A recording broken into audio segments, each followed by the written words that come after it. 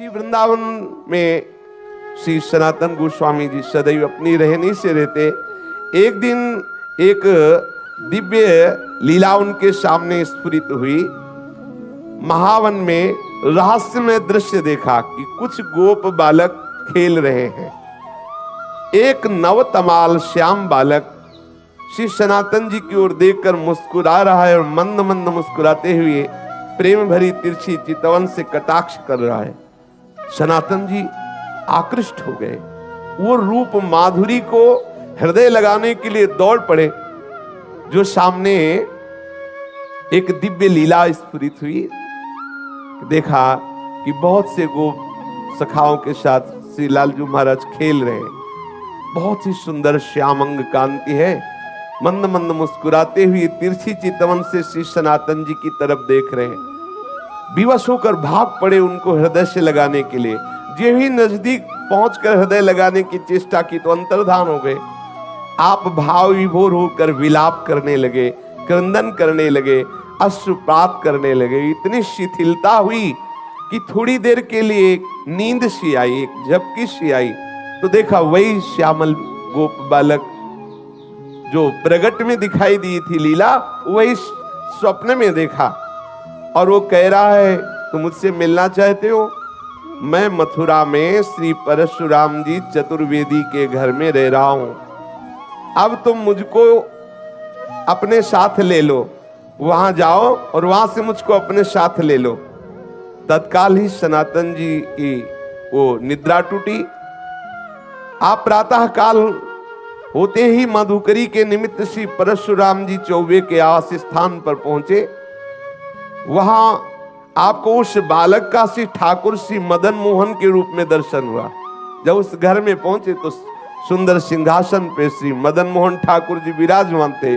जे ही दृष्टि की तो वही बालक जो महावन में गोप सखाओं के साथ खेलते देखा, जो स्वप्न में आदेश देते देखा, वही देखा कि ठाकुर मदन मोहन जी के रूप में वो विराजमान है। ओहो, ये तो ठाकुर मदन मोहन जी हमारे साथ ऐसी लीला कर रहे थे। आप एक टक दर्शन करते हुए आसक्त चित्त हुए। आप वैसे तो एक दिन मधुकरी लाते और ठाकुर जी को अर्पित करके कई दिन तक प्रसाद रूप से उसको पाते, फिर कई दिन बाद मधुकरी को दाते। लेकिन मदन मोहन जी के दर्शन के लोभ से आप प्रतिदिन उसी घर में जाने लगे माधुकरी के लिए। और मदन मोहन जी के दर्शन करते और घंटों खड़े दर्शन करते हुए अश्रुपात करते रहते। एक दिन घर की वृद्धा माता ने देखा कि नेत्र में नेत्र मिलाए हुए ठाकुर के घंटों खड़े हैं, अश्रु प्रवाह हो रहा है। आपकी ऐसी प्रेममयी दशा देख के, बाबा इनको देख रहे हो? बाबा इनको मत देखो, ये सर्वनाश कर देते हैं। बहुत वैसे ठाकुर हैं। उस मैया ने कहा। तो श्री सनातन गोस्वामी ने उस मैया की तरफ देखा, बोले सुनो, मेरा बहुत बड़ा कुटुंब था, खूब घर भरा हुआ था संपत्ति से, जन से, परंतु ये जब से आया हमारे घर में इसने सब नाश कर दिया। मेरा परिवार मिट गया, मेरी सब संपत्ति चली गई, केवल मैं अकेली रह गई। ऐसा ही होता है, अकेला ही रखता है। इसीलिए कल की चर्चा में था, पूज्यपाद श्री रूप गोस्वामी जी कहते हैं कि अगर अपने परिवार से मोह ममता हो तो श्री राधा गोविंद देव जी से आंख मत मिलाना। यदि आंख मिला लिया तो किसी काम के नहीं रहोगे। ठीक ऐसे ही ये श्री मदन मोहन ठाकुर जी की लीला है। उस मैया ने कहा कि सब कुछ नष्ट हो गया जब से आया है, केवल मैं अकेली रह गई हूं।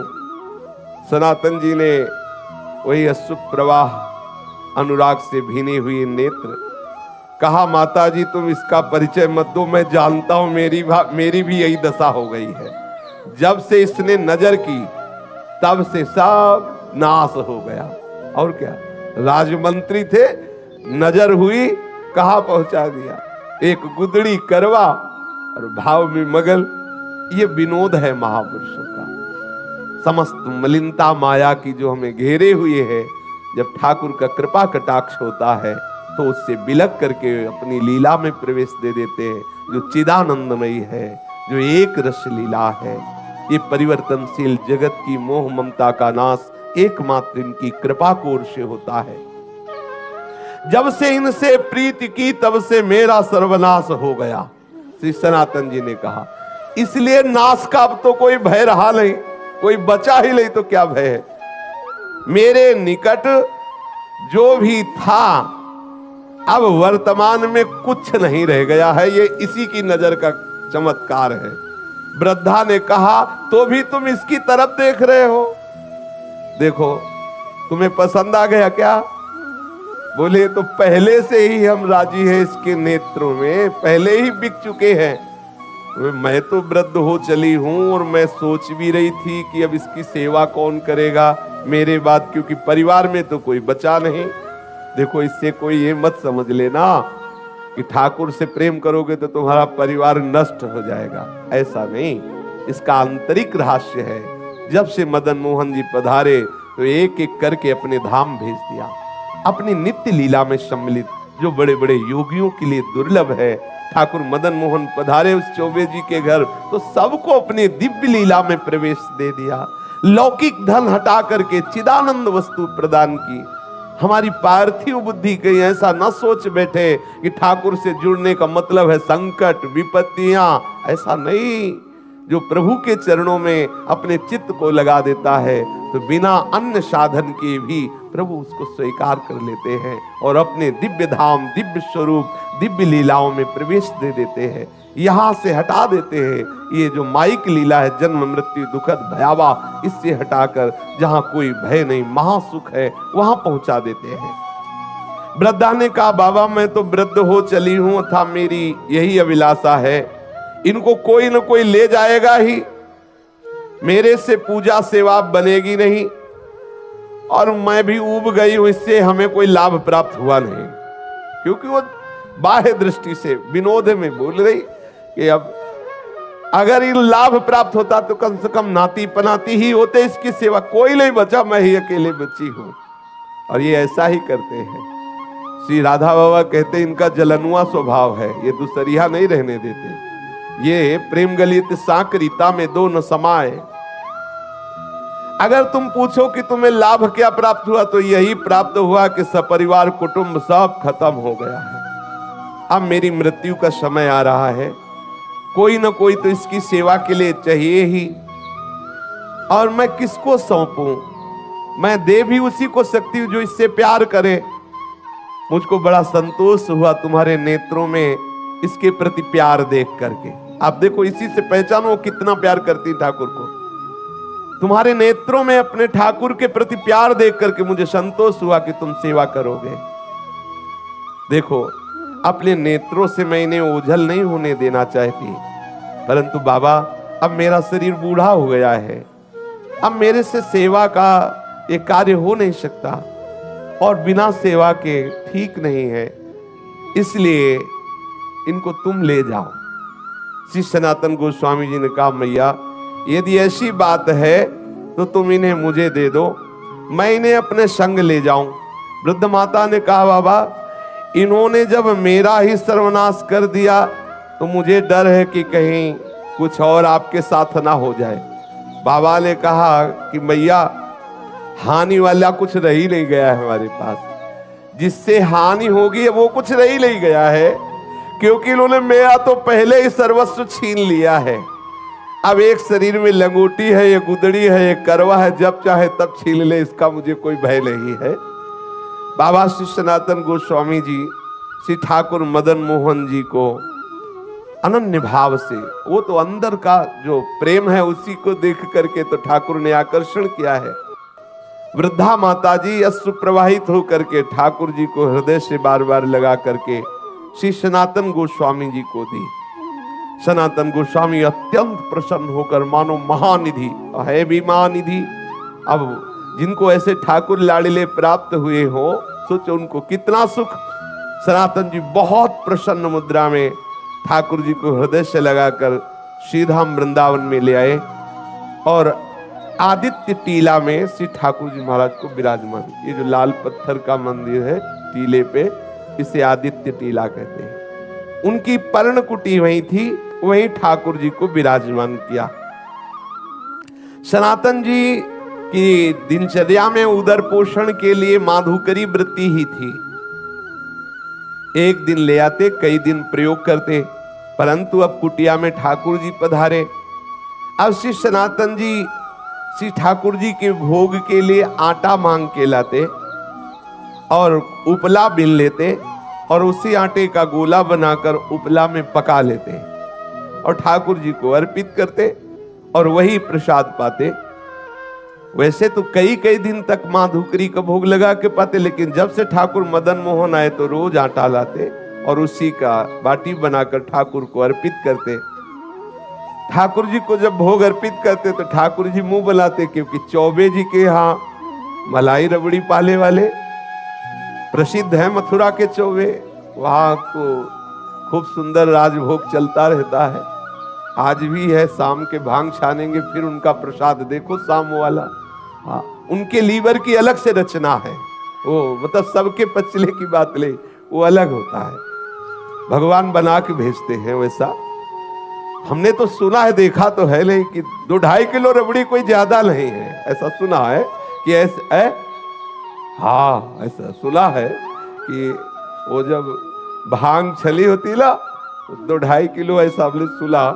तो ठाकुर जी रबड़ी छालने वाले, अभी यहाँ सूखी बाटी, उसमें नमक भी नहीं, अब कुछ कह नहीं सकते लेकिन मुंह बुलाते ठाकुर जी, जो ही ऐसे बाटी रखते ठाकुर। एक दिन हिम्मत करके ठाकुर जी, देख लो ये प्रेम का बल, जैसे कोई बच्चा डरता है ना बड़ों से, ऐसे ठाकुर जी डरते थे श्री सनातन गोस्वामी से।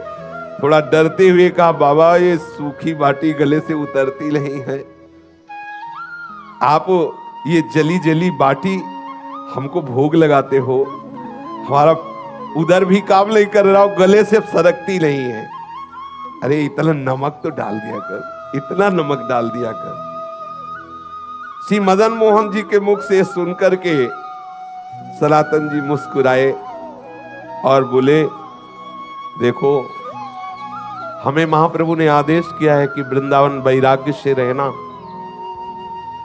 अब मैं समझ गया कि आप मुझे फिर फंसाना चाहते हो, चटोरा स्वभाव है आपका, वैसे ही बाल्यपन से चटोरा स्वभाव।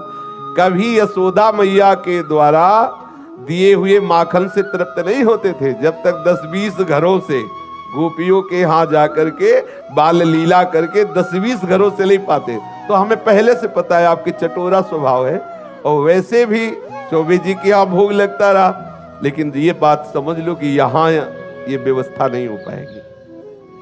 आज आप कह रहे हो कि थोड़ा सा नमक मांग के लाना, फिर कहोगे बाबा नमक तो हो गया, अगर थोड़ा घी में डुबो के तो गला सीज जाएगा, फिर कहोगे बाबा थोड़ा मीठा बूरा मिला दो, तो हम इसी चक्कर में कहां तक व्यवस्था करेंगे।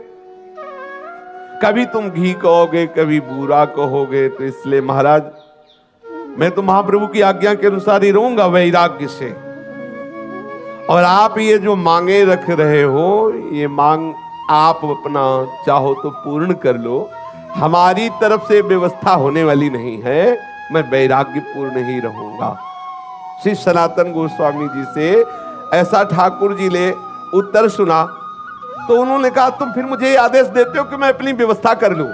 ठाकुर जी ने हाँ बोले, आप व्यवस्था अपनी कर लो, हमें कोई परेशानी नहीं है।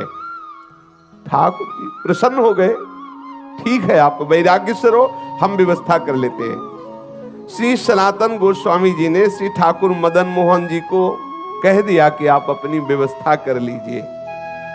तो उसी समय मुल्तान देशवासी कोई रामदास जी नाम के जो एक कपूर परिवार के विशाल नौका में विविध रत्नों और सैंधव नमक, काबुल के मेवा इत्यादि भरी हुई, वैसे पहले यमुना जी से ही व्यापार आदि के लिए नौका यात्रा के द्वारा आना जाना होता था। तो वो आगरा जा रहे थे, जिसमें मेवा भरी हुई थी, सेंधा नमक भी था और विविध प्रकार के रत्न भी थे। बहुत बड़ी नौका थी, जिसे नरवाहन जी के चरित्र में आता कि 600 सैनिक तो उस जैनी की नौका की व्यवस्था में थे और बहुत सा वो व्यापार की सामग्री लिए। तो मतलब कोई ऐसी नौका नहीं कि 10-5 लोग बैठे हों, ऐसे नहीं, विशाल नौकाएं और उसमें संपत्ति। जब ठाकुर जी से कहा आप अपनी व्यवस्था कर लो, तो यही नीचे ही यमुना जी बहती थी जहां से आज परिक्रमा मार्ग है। क्योंकि यमुना जी के समीप ही आदित्य टीला, वो आज भी जो लाल पत्थर का मंदिर, तो जो परिक्रमा मार्ग है यमुना प्रवाह उस समय, क्योंकि ऐसा प्रसंग आता है कि वहां से घड़ा लेकर के सीधे यमुना जी में कूदा चोर, ऐसी कथा आती है। तो मतलब समीप ही यमुना जी थी, वहां ही आके नौका रुक गई। अब बहुत प्रयास किया, नौका वहां से चली ही नहीं। अब अनेक प्रयास करने पर जब हार गया, चलने की बात क्या, नौका हिली डुली भी नहीं, क्योंकि ठाकुर जी जजमान पटाना चाहते हैं। अब श्री रामदास जी कपूर परेशान हो गए, तो ठाकुर जी ही एक गोप वेश बालक का धारण करके गए और कहा, रे सुन, ये नौका ऐसे नहीं निकलेगी, अगर तुझे नौका निकालना है तो देखो वो संत भगवान बैठे उस वृक्ष के नीचे, सनातन गोस्वामी जी के लिए कहा, वहां जा दंडवत कर, कुछ मनौती मान तो नौका निकल जाएगी, हम तुमको पक्की सलाह देते हैं। अब वो श्री सना, और ये कौन बालक, वही है ठाकुर जी पटा रहे हैं, नाव रोका और भेज रहे हैं, पर बिना सनातन जी के। ये देखो इनका दुलार देखो, ठाकुर कितना अपने जनों को प्यार करते हैं। वैसे ये सबके साहब हैं, लेकिन जो इनकी दास्ता स्वीकार कर लेता वो ठाकुर अपना साहब उसे बना लेता है। कैसा करुणामय है। नरसिंह मेहता जी के लिए देखो अपने को सेवक कहा।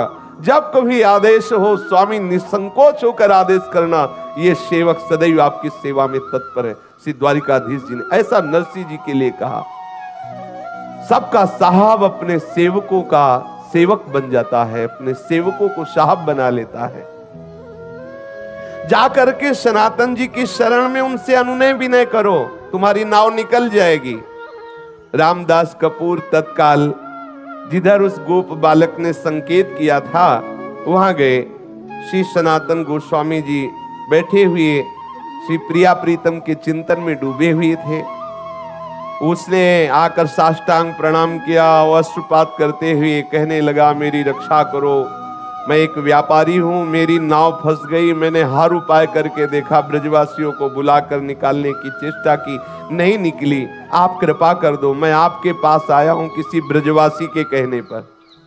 ध्यान किया सनातन गोस्वामी जी ने कि कौन ब्रजवासी ने भेजा, पता चला ठाकुर मदन मोहन ने। बोले समझ गए, अच्छा जजमान पटा लिया है। श्री रामदास जी ने जब सनातन जी से ऐसा कहा तो सनातन गोस्वामी जी ने कहा कि भैया वो बैठे पर्णकुटी में, वो जो बैठे ना, आप जाओ उनके सामने कुछ मनौती मानो, जाके उनके सामने मनौती मानोगे तो नाव निकल जाएगी। क्योंकि जान गए कि ठाकुर जी ने ऐसी लीला की। सनातन गोस्वामी ने कहा नाव तभी निकल सकती है जो पर्णकुटी में विराजमान ठाकुर जी है उनके सामने कुछ निवेदन करो जाके। श्री रामदास जी ठाकुर जी मदन मोहन के सामने गए, देखते ही आसक्त हो गए। इतना सुंदर रूप ठाकुर श्री मदन मोहन जी का, और जैसे कोई संकल्प करवा रहा हो, वो कोई चेष्टा नहीं करे।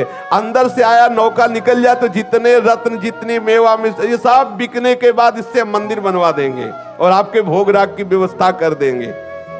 बस आए, सहज में नाव निकल गई, कोई धक्का भी ज्यादा नहीं लगाना पड़ा, क्योंकि रोका जिसलिए था इसीलिए रोका था।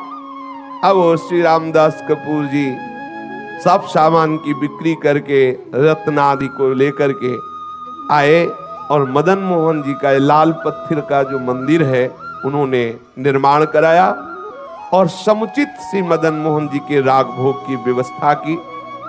स्वयं ठाकुर जी ने अपने मंदिर को बनवा लिया और अपनी भोग व्यवस्था कर ली।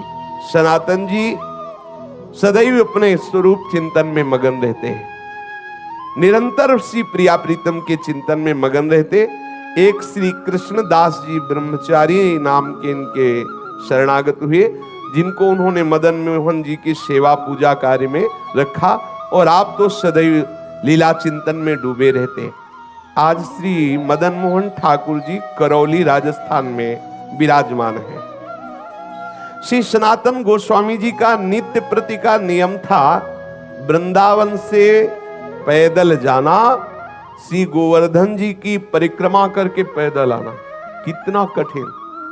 अपने गिरिराज जी की परिक्रमा होने के बाद तो 10 कदम भी पैदल चलने की सामर्थ्य नहीं रह जाती। देखो कैसे महापुरुष यहां से पैदल जाते, गिरिराज जी की परिक्रमा दे करके पैदल आते। श्री ठाकुर जी ने जब देखा कि इनका शरीर बहुत वृद्ध हो गया है, फिर भी इनका नियम दृढ़ है, तो कहा कि अब आप मत आया करो, आपका शरीर वृद्ध हो गया है। तो उनका रहा नहीं जाता, ये प्रीति है, रहा नहीं जाता बिना परिक्रमा के, बिना आपके दर्शन के। तो श्री ठाकुर जी महाराज स्वयं प्रकट होकर के एक शिला प्रदान की, जिस शिला पर श्री ठाकुर जी का चरण चिन्ह अंकित है, और कहा बाबा तुम इस शिला की परिक्रमा कर लिया करो, इसकी परिक्रमा से तुम्हें संपूर्ण गिरिराज गोवर्धन की परिक्रमा का नियम पूर्ण हो जाएगा, वैसे ही आपको आनंद प्राप्त होगा। वो पावन शिला वर्तमान में श्री वृंदावन में श्री राधा दामोदर जी के मंदिर में विद्यमान है। सब लोग प्राय दर्शन करते हैं। प्रतिदिन आदित्य टीला से श्री सनातन गोस्वामी श्री गोपेश्वर महादेव जी के भी दर्शन करने जाते थे। तो महादेव जी ने देखा कि जब बहुत एकदम वृद्ध हो गए हैं, तब उनसे कहा कि तुम यहाँ रोज गोपेश्वर मत आया करो।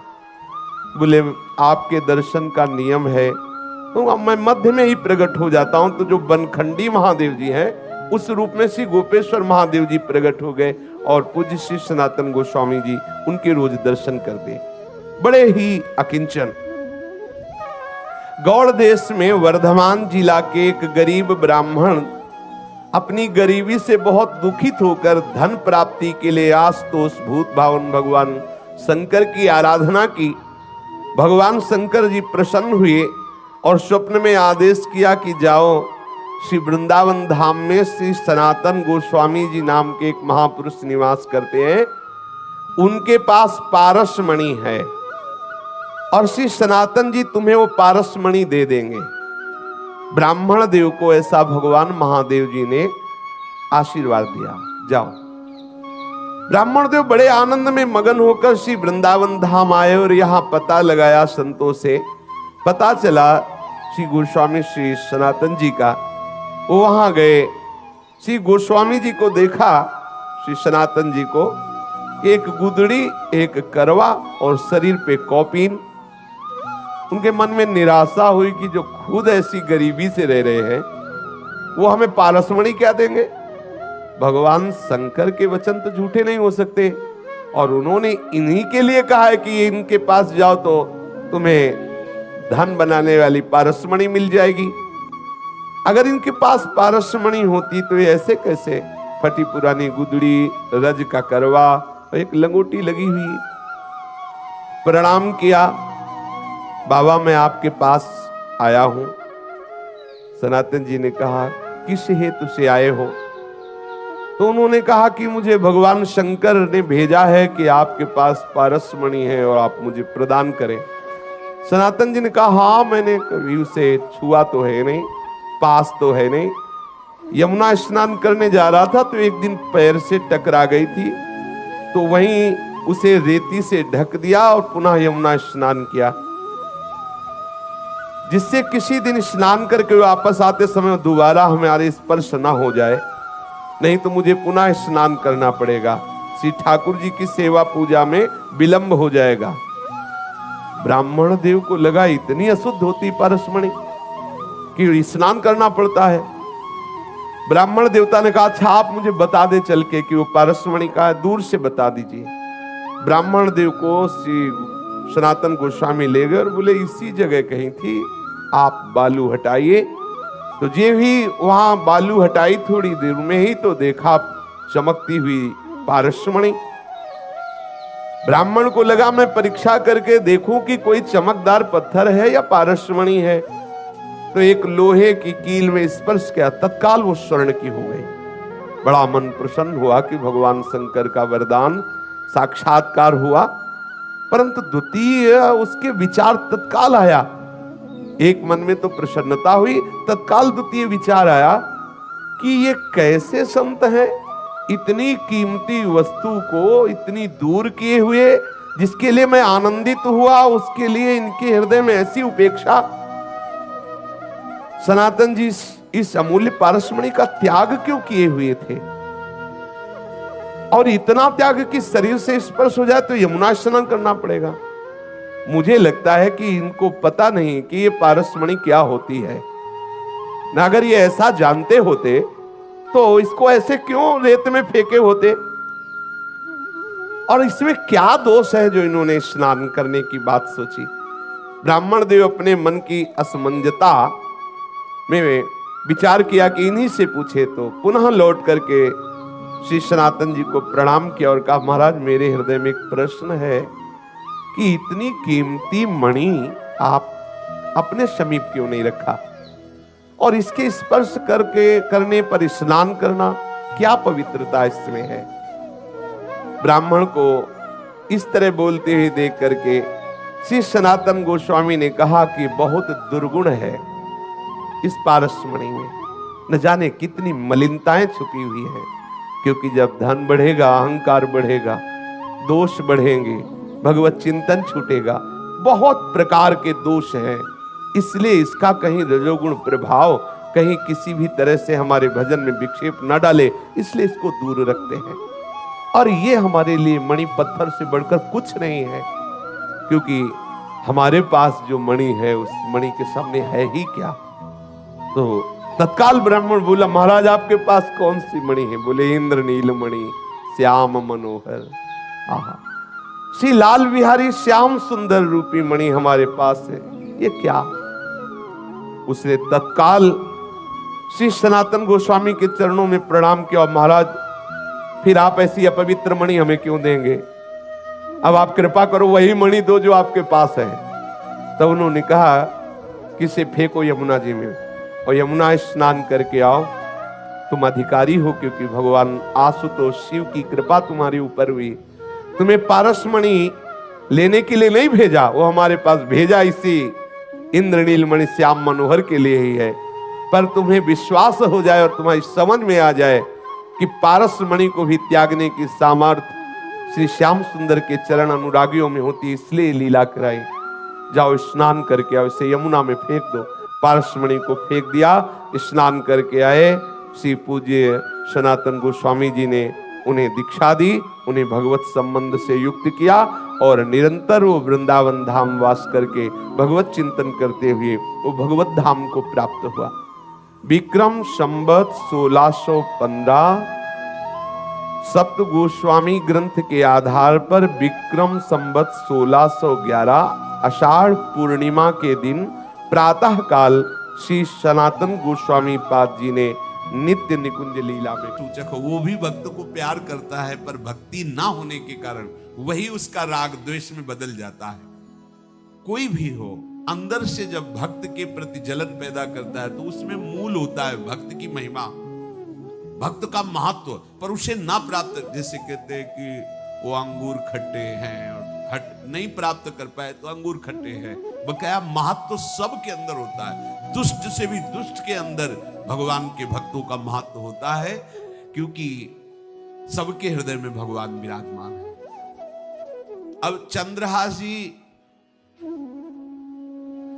भगवत स्मरण करते हुए पक्षियों के और मृग आदि के बीच में है। उधर भगवान का एक विधान तैयार होता है। वह देश भूमि में रहत लघु भूप और सुख सबे एक सुत चाह भारी है। कुंतलपुर के ही अधीन एक चंदनवती नाम की राज्य नगरी थी। वहां के राजा थे, उनके पुत्र नहीं हो रहा था, तो उन्होंने बहुत से दान पुण्य यज्ञ आदि किए। गृहस्थी धर्म में पुत्र ना होना एक बहुत अमंगल सूचक होता है। पितरों को पिंडदान करना, तृप्ति करना और गृहस्थ परंपरा को आगे बढ़ाना, पुत्र ऐसा। और जिसके गृहस्थ धर्म में होते हुए पुत्र नहीं होता, उसे शास्त्रों में लिखा पुत्र नाम के नरक की भी प्राप्ति होती है ऐसे। पर अगर वही गृहस्थ जिसके पुत्र नहीं हुआ और बाल कृष्ण को अपना पुत्र मानकर उनकी सेवा करे तो परम पदवी को प्राप्त हो जाए। संतान नहीं हुई तो दोनों विरक्त होकर वृंदावन वास करो, भजन करो, श्री जी को प्राप्त हो जाओ। पर अगर गृहस्थ में है तो पुत्र की कामना बड़े बड़ों को देखी गई, क्योंकि ऐसा सिद्धांत है। जब दशरथ जी महाराज चक्रवर्ती सम्राट, जब उनकी भी बहुत अवस्था हो गई, पुत्र नहीं हुआ तो व्याकुल हो गए। वो वशिष्ठ जी के चरणों में जाके बैठे कि सब कुछ है, पुत्र ना होने के कारण हमारा हृदय व्याकुल रहता है। तो उन्होंने श्रृंगी ऋषि को बुलाकर पुत्रष्टि यज्ञ करवाई, जिससे भगवान 4 रूपों में प्रकट हुए, राम, लक्ष्मण, भरत, शत्रुघ्न। तो कुंतलपुर सम्राट पद, चंदनवती राज्य राजा, जैसे प्रदेश, और दिल्ली में बैठे हुए जो प्रधानमंत्री, राष्ट्रपति, वो बादशाह, जो दिल्ली का अधिकार वो बादशाह, और ऐसे छोटे छोटे जो राज्य हैं उनको राजा। तो ये चंदनवती के राजा कर दिया करते थे, प्रत्येक राजा को कर देना होता था, बादशाह को। इनके पुत्र था नहीं, और कर देने के लिए कुंतलपुर ही जा रहे थे, तो रास्ते में देखा कि बहुत से मृग और पंछी एक घेरे हुए क्या है, तो एक कौतूहल सा कि क्या है बीच में, आसपास मंडलाकार मृग, फिर वो विहंग पक्षी। निकष्यो विपिन आनि देखी आही मोद मानी, कीनी खग छां घिरी मृगी पाति सारी है।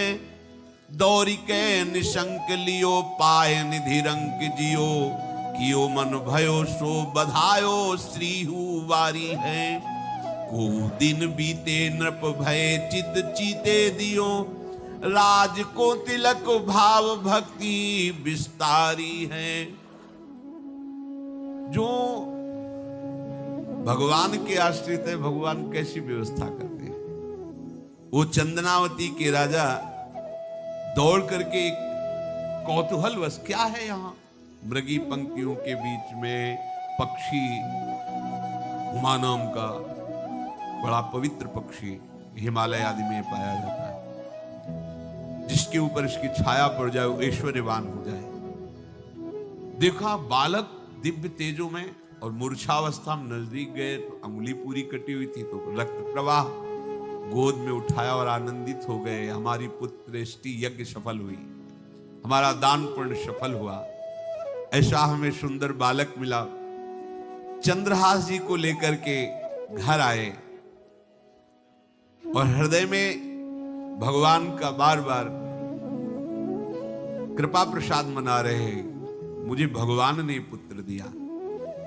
चंद्रहास जी को लेकर आए, आनंद मंगल, बधाइयां बजने लगी, बहुत सी संपत्ति न्यौछावर कर दी। 5 वर्ष के चंद्रहास जी हैं। पूछा, बेटा तुम्हारे माता पिता कौन? कहा, श्री कृष्ण। परिवार में कौन है? श्री कृष्ण। मतलब तुम्हारा कोई नहीं है? नहीं है, श्री कृष्ण। समझ गए कि भगवान ही हमें कृपा करके ऐसे महाभागवत पुत्र को दिया। और है कौन? वास्तविक कोई नहीं, श्री कृष्ण के सिवा। बड़ा उत्सव मनाया, और अपने राज सिंहासन का अग्रिम अधिकारी युवराज पद चंद्रहास जी को। अब तो पूरे राज्य में आनंद की वर्षा हो रही। राजा मन में विचार कर रहे हैं कि ऐसा प्रतापी भक्त हमारे यहां आया है, अब हमको किसी को कर देने की जरूरत नहीं। तो जो हर महीने वर्ष में जो बंधा हुआ कर था, उन्होंने नहीं दिया। 1 बार 2 बार 3 बार जब कर नहीं पहुंचा, तो सम्राट ने आदेश किया मंत्री को कि चंदनावती से कराना बंद हो गया है। क्या बात है? यदि वो अहंकार से युक्त हो तो आक्रमण करके नष्ट करो, यदि समस्या है तो उसका सहयोग करो। बादशाह के आदेश से वहां दृष्ट बुद्धि पहुंचे तो युवराज पद पर चंद्रहास जी विराज, जिनको मारने के लिए जल्लादों के हाथ में दे दिया था। पूरे पूर्वासी ऐसा प्रभाव चंद्रहास जी का है कि सब कृष्ण भजन करते हैं, सब आनंद में मगन रहते हैं। चंद्रहास जी थोड़ा सयाने हो गए थे तो पूर्ववासियों को उपदेश देते हैं एक बार हमारे राज्य में भोजन पाया जाएगा 24 घंटे में, और सबके घरों से आरती की शंखनाद घंटानाद सुनाई देना चाहिए। सबके यहां शाम के रोज नाम कीर्तन और भगवत कथा होनी चाहिए, क्योंकि आयुष्यम चपलम तादृक जल बुदबुद सन्निभम चिंतयध्वम जनामूढ़ा माधवम वर्षम सुस्थिरम। भाइयों, ये आयु बड़ी चंचल है, कब शरीर छूट जाए पता नहीं, पानी का बुलबुला कब फूट जाए कोई पता नहीं। इसलिए माधव श्री कृष्ण का नाम कीर्तन, उनकी आरती पूजा, उनका ध्यान और एक टाइम भोजन पूरे नगर में। अब सोचो कितना भक्ति का प्रभाव होता है पूरा नगर में, हर घर में आरती पूजा कीर्तन। तो रहे जाके देश सो नरेश कछु पावे नाही, बाहबल जोर दियो सचिव पठाई के। आयो घर जान कियो अति सन्मान सो, बिछान लियो वह बाल मारो छल छाई के। दई लिखी चिट्ठी जाओ मेरे सुत हाथ दीजे, कीजे वही